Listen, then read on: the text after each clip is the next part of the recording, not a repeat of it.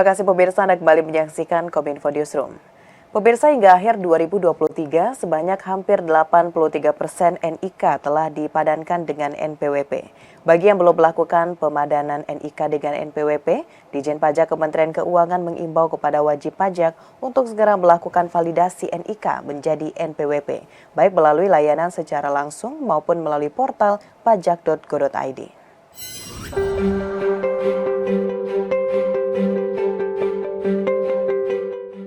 Direktur Jenderal Pajak Kementerian Keuangan Suryo Utomo mengungkapkan hingga saat ini sebanyak 59,88 juta nomor pajak wajib pajak (NPWP) telah dipadankan dengan nomor pokok wajib pajak.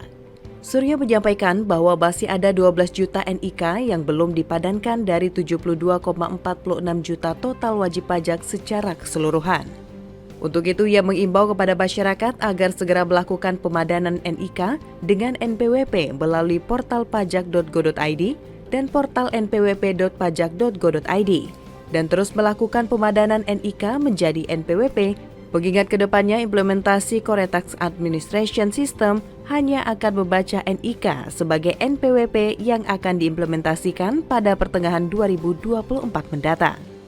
Dan di kesempatan ini pun saya juga menyampaikan himbauan kepada masyarakat wajib pajak untuk terus yang belum melakukan pemadanan, tolong untuk akses ke portal kami untuk dapat melakukan pemadanan mengenai NIK dan NPWP yang disampaikan, atau mungkin dapat berkunjung ke beberapa layanan yang kami sampaikan baik melalui layanan office maupun layanan yang sifatnya virtual.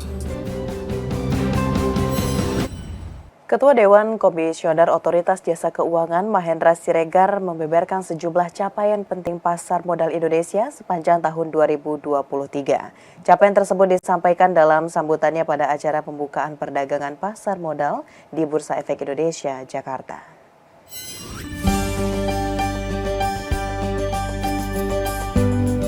Dalam pembukaan perdagangan Bursa Efek Indonesia 2024 di Jakarta, Ketua Dewan Komisioner Otoritas Jasa Keuangan Mahendra Siregar mengatakan pasar modal Indonesia mencatat kinerja positif sepanjang 2023 di tengah ketidakpastian ekonomi global. Mahendra menyampaikan pada 2023 nilai kapitalisasi pasar Indonesia mencapai 11.674 triliun rupiah atau tumbuh 22,9% dibandingkan tahun sebelumnya.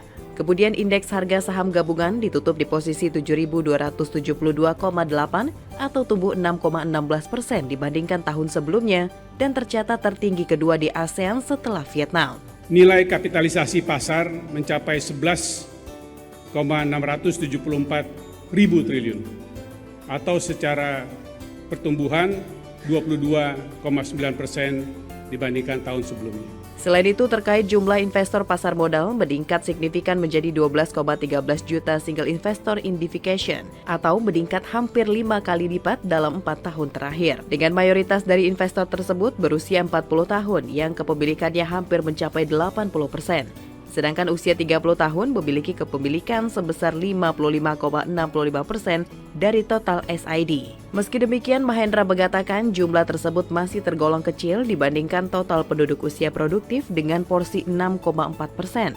Mahendra menambahkan, untuk memaksimalkan potensi domestik yang luar biasa itu, pihaknya terus berusaha meningkatkan integritas, kredibilitas, dan good governance pada seluruh ekosistem pelaku pasar modal. Langkah itu antara lain dilakukan melalui percepatan penyelesaian pemeriksaan dan pengaturan sanksi terintegrasi untuk lembaga jasa keuangan. Kepala BNPB Letjen TNI Suharyanto memastikan seluruh proses pembangunan darurat dapat terlaksana dengan baik. Pemerintah akan memberikan bantuan secara merata kepada seluruh rumah yang rusak. Untuk bantuan tahap awal bagi warga yang rumahnya tidak lagi dapat ditempati akan mendapatkan dana tunggu hunian sebesar Rp500.000 per bulan.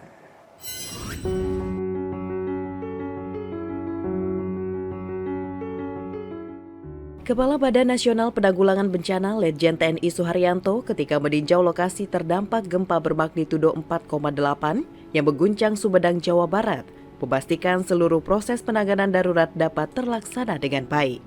Kepala BNPB meminta agar seluruh kebutuhan dasar warga dapat diprioritaskan, sementara itu warga yang rumahnya tidak lagi dapat ditempati akan mendapatkan dana tunggu hunian sebesar Rp500.000 per bulan.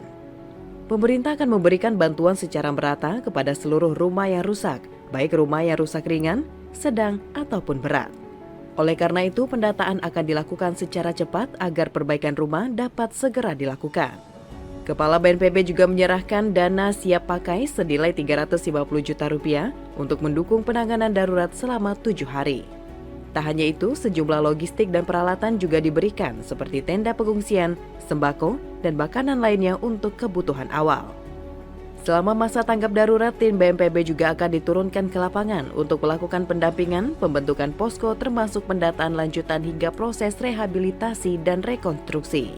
Berkaitan dengan hal tersebut, Kepala BNPB meminta agar proses penanganan darurat dan rehabilitasi rekonstruksi dapat berjalan secara paralel. Kemudian akan membantu segera mendampingi mana yang masuk rusak berat, mana yang masuk rusak sedang, mana yang masuk rusak ringan. Dan ini kami tadi sepakat tidak menunggu tanggap darurat hari ke-7 selesai, tetapi secara paralel. Jadi kerjanya sama-sama, sehingga pendataan ini bisa cepat, ya. Dan nanti kalau datanya sudah masuk, segera, mudah-mudahan minggu depan begitu. Dan haknya sama dengan daerah-daerah lain. Kita ke informasi lainnya, pemirsa. Demi menjaga kedaulatan teritori laut Indonesia, TNI Angkatan Laut menempel ketat sebuah kapal yang diduga melakukan praktik TPPO di perairan Aceh.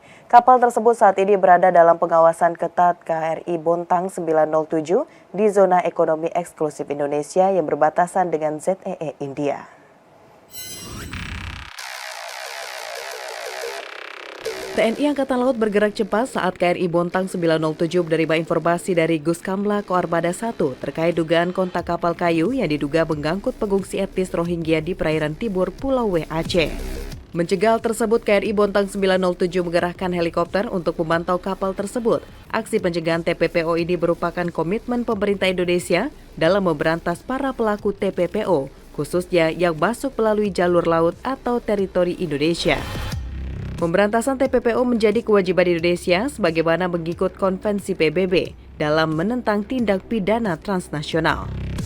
TNI Angkatan Laut gencar melakukan operasi di teritori Indonesia sepanjang tahun demi mengamankan kedaulatan laut Indonesia dari berbagai tindak ilegal dan kejahatan lainnya. Pemirsa, usai jeda kami akan mengajak Anda mengulas informasi mengenai BNPT Bina Napi Terjadi Wirausaha. Sesaat lagi tetaplah di Kominfo Newsroom.